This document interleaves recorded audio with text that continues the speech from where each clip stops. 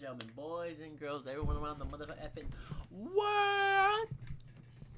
We're back again with YouTube scary videos. Outdoors YouTubers who didn't return home. Let's see what we got up in this hole. Storm de Buell was a 22-year-old Belgian YouTuber known for sharing his adventures across Northern Europe. He never spoke in any of his videos and instead used the ambient sounds of nature to make his viewers feel like they were right there with him. You guys ever watch those videos that put you to sleep? So like those like videos that you just like 11-hour videos that are just like background noises of like anything, like rain sounds, car driving, fucking nature sounds. I've never actually listened to one to go sleep.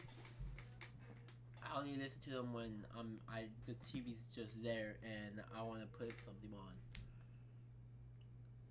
That's my excuse for using that. But making those videos is kind of sketchy. Like making videos, no, not making the videos like background noise and shit. No, not like that.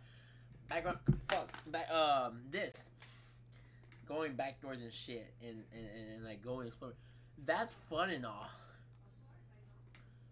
But also, there's a lot of shit out there. I'm not trying to get fucking murdered.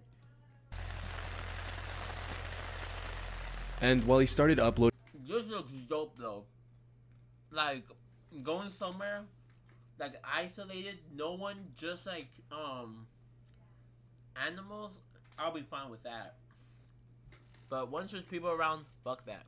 videos in August of 2024, he'd actually been solo camping ever since he was just 19 years old. At one point, he even biked over 3,700 miles or over 6,000 kilometers across Sweden all on his own. So he had plenty of experience surviving in the wilderness alone. However, when nature turns unpredictable, even the most prepared adventurers find themselves struggling to survive.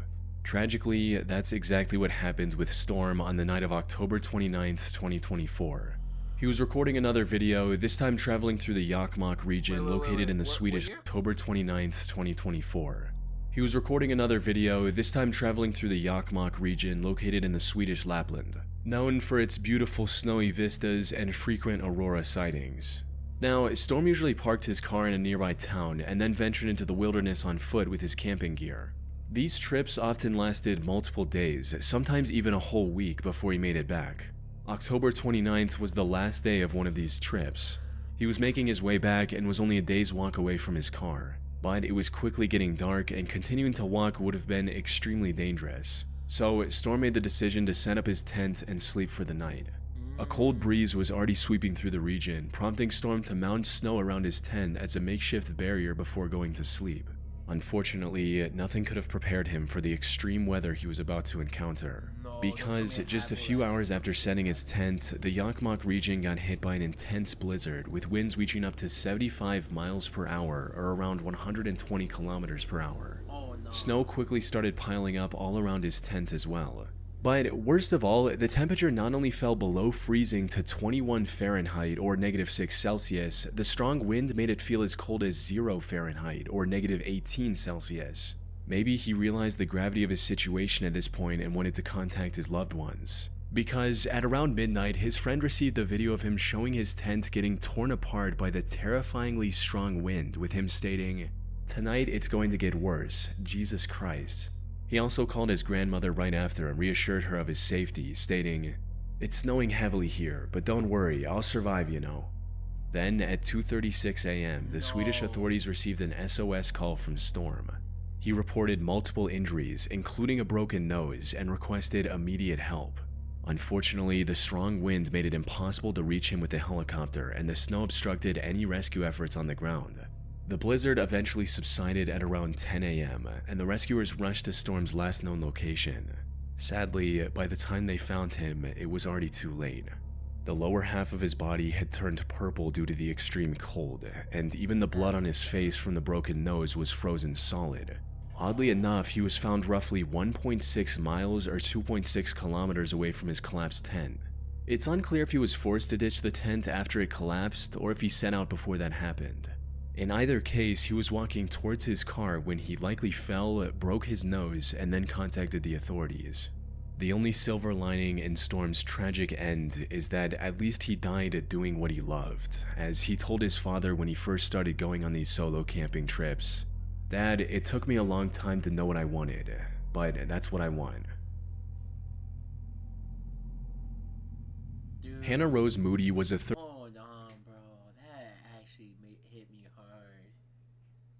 Damn, bro. Like, that. Oh my god, that last thing that he said. He couldn't find what he loved to do, but then found it. And then, I think it was like, since he was 19, I don't know how old he was. So, like, we'll say 4 years estimate. Dude, that actually sucks. Because there is people out there that don't know what they like doing. Like me, I don't know why I like doing that. That's why I do so much other fucking things.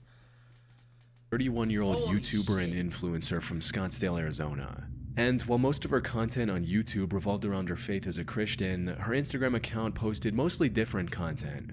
There, she made regular posts about her hiking adventures across the rocky desert terrain of Arizona. Hitting the trails several times a week had become a natural part of her routine ever since she moved to Arizona 6 months earlier. And May 21st was supposed to be no different.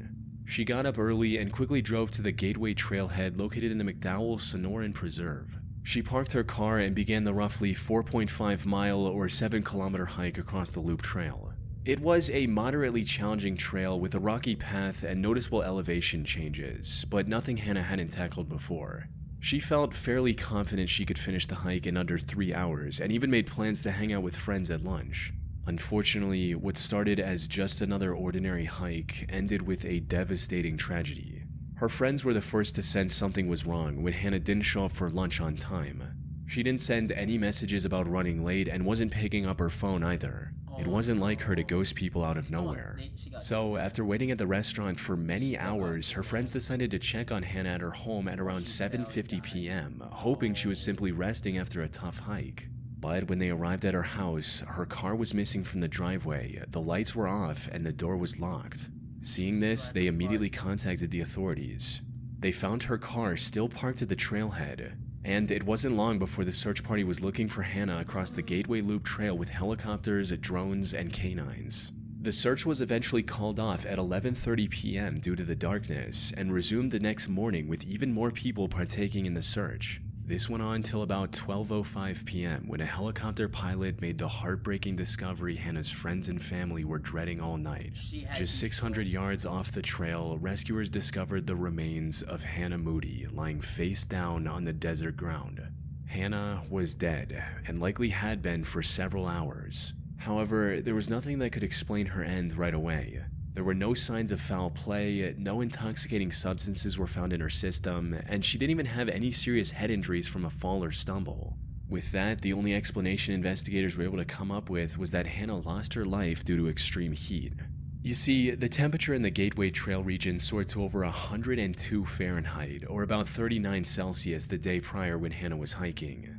She likely suffered from a heat stroke and wandered off the designated path in confusion before collapsing and eventually passing away, leaving her YouTube and Instagram videos as an unintentional final goodbye to her loved ones.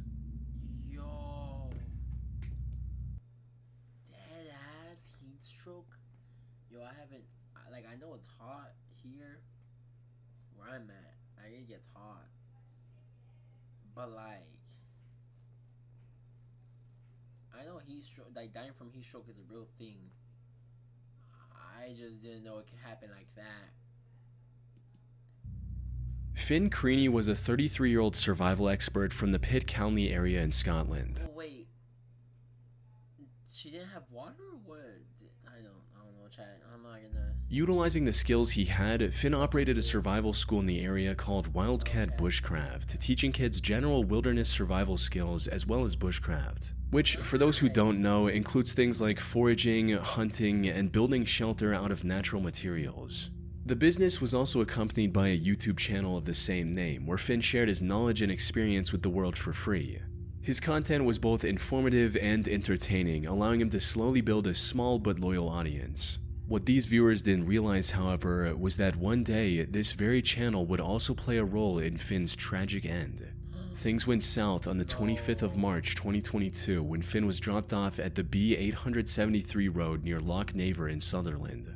His goal was to head south and hike the 45-mile distance to the small village of Golspie and make a video about the bushcraft.